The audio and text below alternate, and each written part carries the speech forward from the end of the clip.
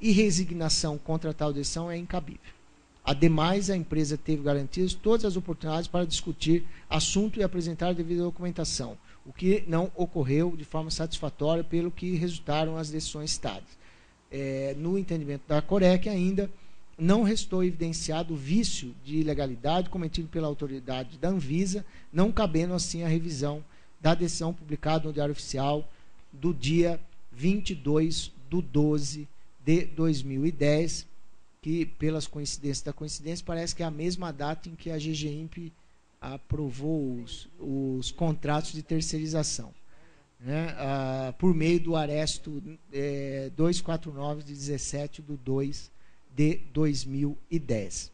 A gente tem um pedido de sustentação oral. Acho que depois dessa novela toda aqui, a gente vai ouvir o Pedro Gonçalves Oliveira, que é o representante da empresa, tem 5 minutos para as suas considerações.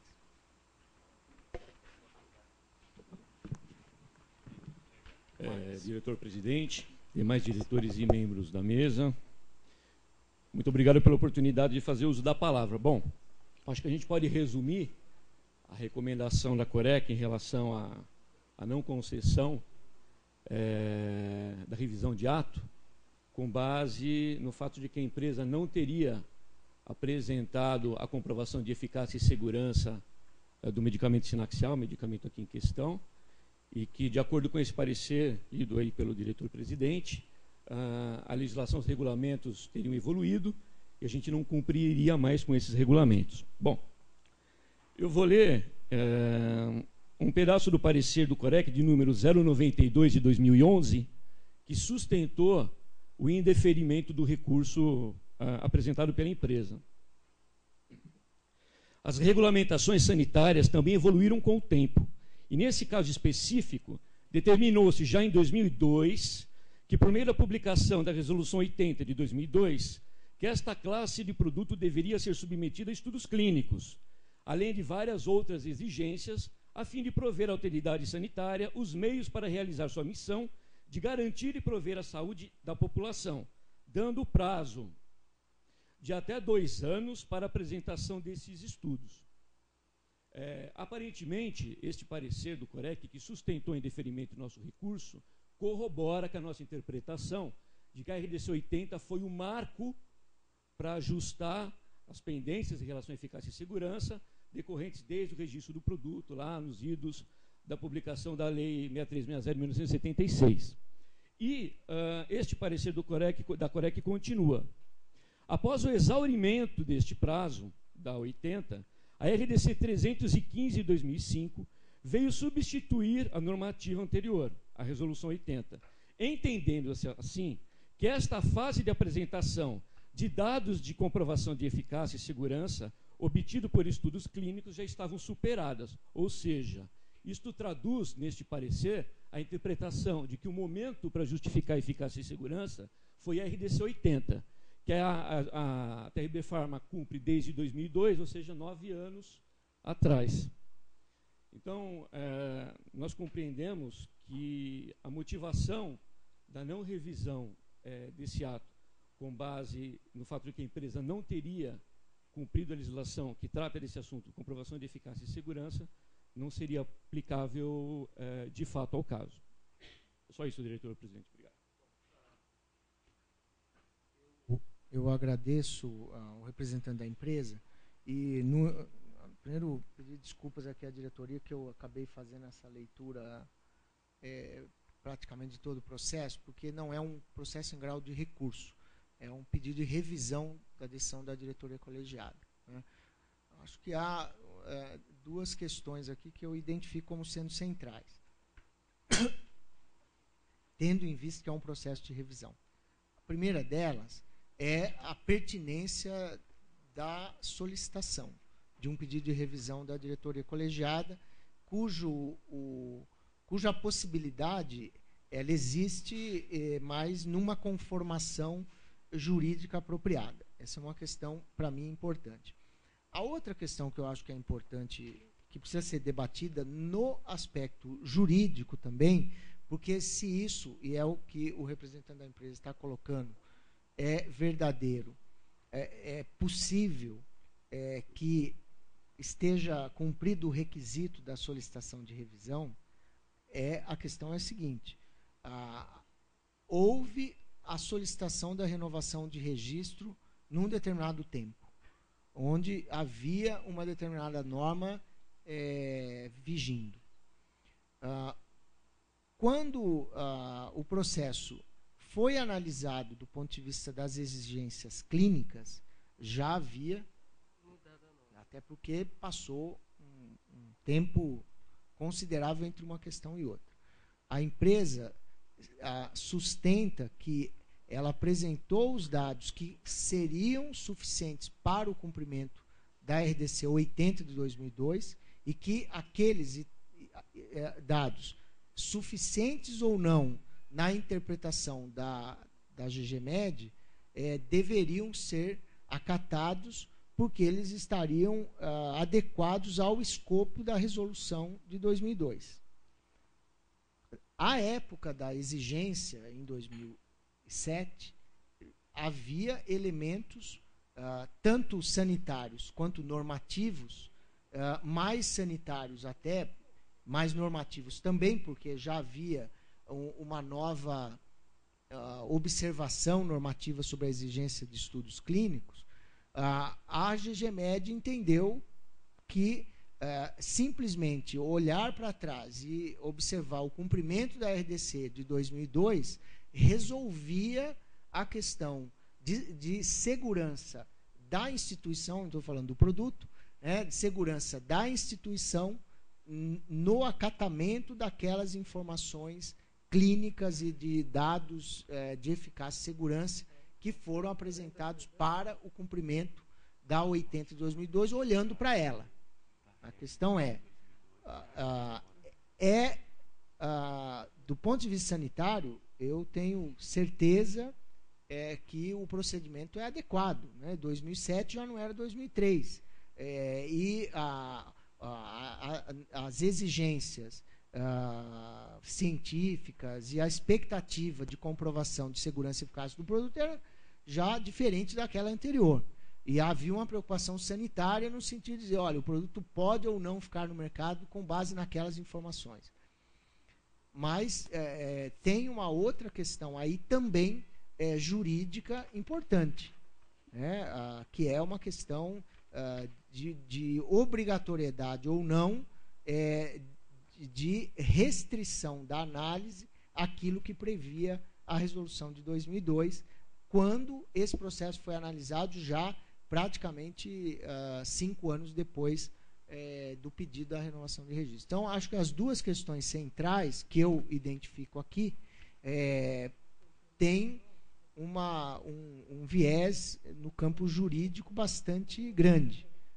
Eu gostaria de ouvir o procurador, no primeiro momento, antes de abrir a discussão para os demais diretores, tendo em vista que a Corec entende que não há os elementos exigidos do ponto de vista jurídico para uma solicitação e uma concessão de revisão de um ato já da diretoria colegiada, inclusive publicado no Diário Oficial. Max.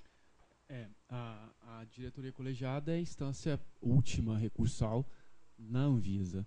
Então, existindo uma decisão em sede de recurso da diretoria colegiada, não cabe um recurso ordinário, vamos assim dizer, no procedimento. Existe a figura da revisão quando se encontra aí um questionamento com relação a um vício de legalidade no procedimento. Não está muito claro para a Procuradoria nesse momento aqui se houve ou não um vício de legalidade, porque ele sustenta que existia uma regra que era observada em 2002 ou 2003 e que essa regra não se alterou, que ela era suficiente para esse processo nesse momento da análise do recurso. Eu não tenho clareza, porque não estou com os autos, não estou com o procedimento, não seria também temerário por parte da Procuradoria levantar se há vício de legalidade ou não. Diante da situação, eu acho que seria conveniente ao colegiado, e aí o diretor-presidente, retirar esse processo de pauta e encaminhar o questionamento à Procuradoria, devidamente pautado, para que a gente faça uma análise do caso em concreto e aí tem uma segurança jurídica necessária para essa decisão. Com os argumentos aqui apresentados, para a Procuradoria nesse momento não são suficientes para dizer se houve legalidade ou ilegalidade ou não, porque em havendo aí cabe a figura da revisão, e não é nem o caso de conhecer do pedido de revisão. Então acho que tem uma questão aí, uma premissa maior que precisa ser solucionada, que eu entendo, a Procuradoria entende, que nesse momento não tem argumentos suficientes para afastar ou não pelos argumentos levantados. Max, só um esclarecimento, só um segundo, Pedro.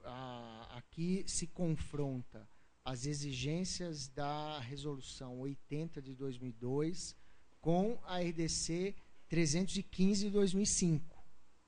Então, já vigia uma outra regulamentação de registro de produtos biológicos que trazia no seu contexto e no seu conteúdo essas exigências. E essa norma, inclusive, já foi... E essas exigências foram pautadas à empresa com fundamento nessa nova RDC, na vigente. Então, aí eu entendo que não há vício de legalidade. Porque se era o regramento vigente à época e foi dada oportunidade à empresa para fazer os estudos conforme esse regramento, e aí entendendo que a Anvisa tem um papel de segurança e eficácia e esses estudos evoluem com o transcorrer do tempo, não quer dizer que eu inicie um procedimento e durante esse procedimento a Anvisa entende que aquela regra já está defasada e se faz necessário uma nova regra com novos estudos. O que precisa ser feito é dar oportunidade, dentro de razoabilidade e proporcionalidade, à empresa para que ela faça os estudos de acordo com essa regra. Aí, mais um esclarecimento. Entre a exigência e o indeferimento do registro, decorreram 2 anos e meio. Então, essa informação, acho que é importante que ela fique bastante clara aqui no julgamento. O Pedro está pedindo para usar a palavra de novo. Eu vou só fazer uma rodada com os diretores, Pedro, se tiver alguma dúvida adicional, mas eu vou permitir que você use a palavra novamente. Só vou pedir aos diretores que possam, até porque pode ser que alguém fale mais alguma coisa que te estimule a falar também. Só um segundo. Jaime, você quer usar a palavra? Está claro o caso para você? A Genor também está claro? Bom, então vou passar mais uma vez a palavra ao Pedro, porque eu posso ter interpretado alguma coisa de maneira indevida. Aqui, muitíssimo obrigado. É que são 2 informações importantes. Uma delas vai de encontro à questão de oportunidade. Como ressaltado no documento que está em mãos do diretor-presidente, a empresa Fidia era a única fabricante desse insumo biológico. E ela interrompeu a fabricação desse insumo em 2005. Então, nós não tivemos, Dr. Max, né?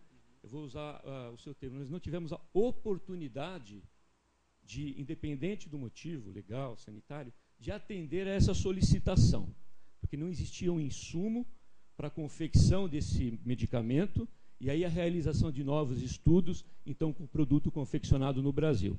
Esse é um aspecto importante relativo à oportunidade. Mas o outro, em relação a algumas diferenças entre a 80 e a 315, esse aspecto é importante. A 315... ela aconteceu em 2002, foi dividida em 2 etapas por cumprimentos, né, das suas exigências, e ela convidava, se vocês me permitirem o termo, se os doutores me permitirem o termo, as empresas com medicamentos já existentes, registrados, a se adequarem àquelas novas exigências, por meio da realização de novos estudos que seriam avaliados, por meio da avaliação de novos dados que seriam avaliados. Então, a 80 exigia a adequação dos medicamentos já registrados com base em seus dispositivos. A 315, não. E outro fato importante é que nós falamos de um medicamento cujo registro é de 1976, ou seja, nós estávamos falando de uma renovação. E a 315 não exige comprovação de eficácia e segurança na renovação. Então, esse é um aspecto, enfim, que eu gostaria de ressaltar. Perdão? Não, na renovação. Não é um item de comprovar, que tem que ser juntado ao processo de renovação. Comprovação de eficácia e segurança, 315.